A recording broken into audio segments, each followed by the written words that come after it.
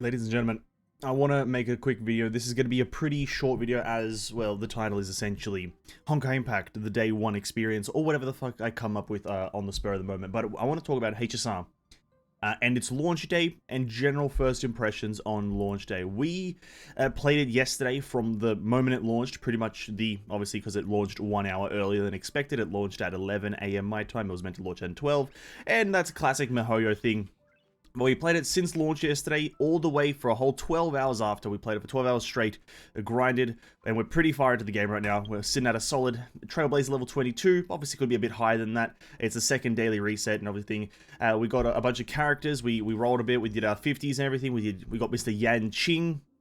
Got a bunch of light codes, got another light code, we got this one, the Knight of the Milky Way, another 5-star, smoky, very good. We got a bunch of cool characters, we did a bunch of stuff, I've done some stuff in my own time, I've got now Ching Chu, and a cool stuff, a bunch of cool stuff. The game is in a cool state, we've done a lot of it, and I want to formulate just the first impressions pretty much like straight away. Obviously, because it's too early to put in a full review of the game. Only 12 hours in, that's absolutely nothing compared to some of the hours that you should have when, you know, try and actually put in a review. But the first impressions of the game is fucking immaculate, really.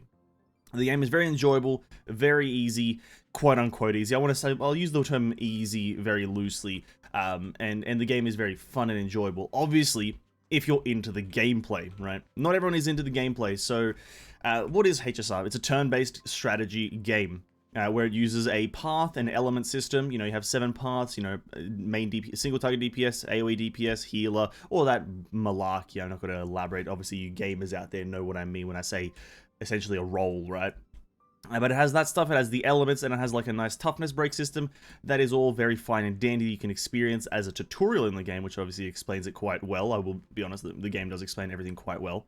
And the story, we followed it through, it was great. I'm the first time enjoying the story. Honestly, I didn't pay attention to any of the beta, because I couldn't be asked to try to pay attention to betas, because just not what I'm about, really. I think betas sometimes can ruin the experience, so I decided to get this game on hold. And so we're experiencing the story. The story's fine. Like, it's not like an incredible story. I'm not going to be, like, writing home about it. But it is a fun story nonetheless. It's a lot funner than some other of the miHoYo products, I'll be honest. In terms of the fun factor, I'd say HSR right now is on top. As for story kind of importance and relevance and kind of like impact, well, that's to be decided. I haven't played too much of it. I don't even know if people have played all the way to the Luofu, but if all of Belobog is doable, and you know, from what I know of Belobog, well, it's pretty good. It's pretty good. The story quality is great and everything is great. So what is this review going to be? Just like me praising the game? No, pretty much it's going to be me talking about a problem that I saw someone mention in my Discord. Join down in the description if you want. Discord talking about gacha games all the time. But someone mentioned the problem, or rather had a screenshot of some stuff, and it kind of mentioned this slightly. And the idea was that people are bored of HSR already. There's already comments circulating around and ideas circulating around that people are bored of HSR already, which I find very, very unlikely if you're a logical person. If you are playing the game, if you're trying to have a good time, and if you enjoy this type of gameplay, there's such a low chance that you'd be not enjoying yourself, as it is, I don't want to say objectively, but it is almost objectively a good game, right? It's an objectively fun game. It's got a very intricate systems, it's got very intricate combat, it's planned out, it's good, it's great, everything's good. And so, I kind of gave this a bit more thought before replying to this, these comments, essentially, and it boils down to this. Gaming has ruined gamers, or gamers have ruined themselves by not understanding that some things just maybe aren't for you, and also being like chronically online has ruined gaming as well.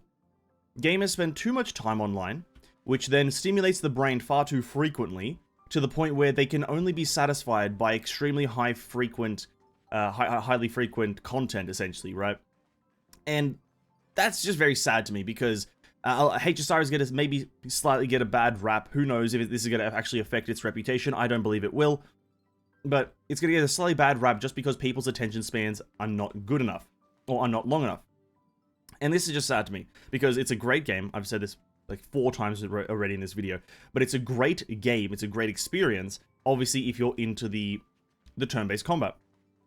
And so I just wanted to point that out slightly, because I just don't really, I don't know, I don't get the idea of getting into a game, giving it a shot, the moment you are slightly dissatisfied with the product, to kind of just say that you're bored of it, and it's like, I'm not enjoying it anymore. Because it is just kind of, it is technically biased, or whatever the hell you want to call it, but it's just dumb in my opinion. It's just very, you're being an idiot. You're being a big old doofus, if you will, in the words of Moisty Critical. You're being a big doofus. It's just unfair to the game and the developers to expect them to then take your critiques, essentially your critical analyses of this, and they're not that critical to be quite fair with you, to take these into consideration. Because what are they meant to do with this? How do they make the game more quote-unquote interesting? Higher tempo, higher velocity, higher ferocity, what else? What else do you want? Because the content already, I can already see having a massive spike in difficulty, because if we jump over to, I believe, one of the harder contents in the game, the simulated universe, which I believe is the weekly resetting system. If we jump over to this is not easy content. So for people to say that they're bored already, like, I've already cleared World 2, World 1 and 2 are done, I just need to do some more story to get to World 3, and I probably will be able to end up doing that one. But World 2 is not an easy feat to do, especially if you're like just like having a good time, if you're just trying to get through the game, right? It's not an easy feat. It's quite difficult. You know, there is higher scaling enemies, very high scaling enemies. You got the RNG of the cards, and you got a lot of other systems to take into consideration, your HP management, a lot of like risk taking. And sort of, you know, the claim of boredom is just, to me, I'm just gonna leave it at, it's just completely unfair to the game and its developers. But that's just one point that I want to point out. I just want to conclude maybe this video. Who knows if this is going to be the conclusion. I don't know if I maybe go on another rant. But the game is great. It's got a lot of fun systems that I think I've yet to even discover. We've barely encountered all of the gearing. Obviously, I personally haven't unlocked these two middle pieces, which are obviously unlocked a bit later.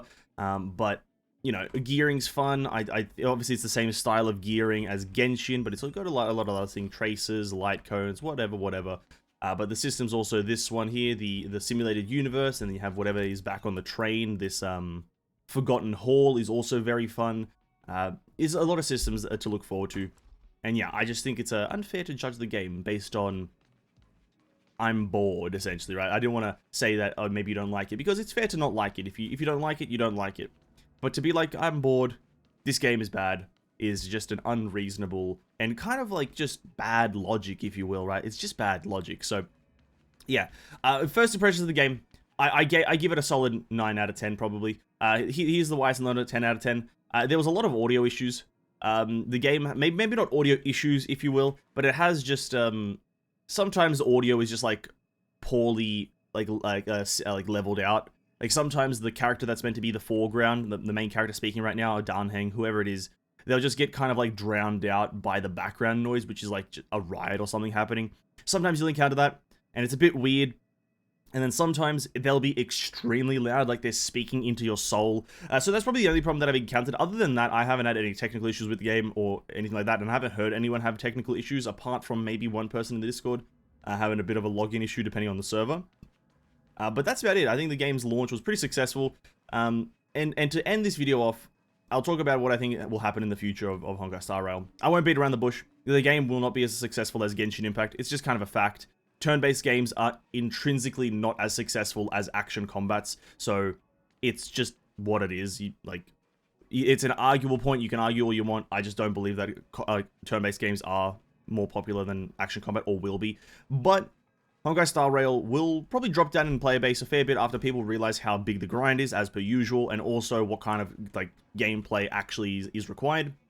But after that, I think the game will actually have a very stable, unfluctuating and very stable audience, because the game's story knows what it's doing. It's a very dark, gruesome story. I say gruesome, I use that word a bit too much recently, but it's a very dark story in honor and kind of homage to something like Honkai Impact, where it has a bit more darkness to it. But it's also got kind of like the humor, but made slightly better, of Genshin Impact and stuff like that. So it's kind of the best of both worlds combined into one, obviously because of that turn-based factor. People may not enjoy it as much. And also, yeah, it's a bit time consuming sometimes, but that's about it. That's pretty much my review. That's all I really wanted to say. Just a quick one. And it did end up being quick. It's about 10 minutes. Yeah, that's all I want to say. It was a great experience, and I'll be playing it a bit more later tonight if this video comes out on the right day. If it doesn't come out the right day, I'll be playing it probably once every week, or maybe twice every week. Who knows? Until we reach max level and until we make an incredibly strong account, I'll be playing this game pretty frequently. So come by, stop by on the channel and watch. Have a great day.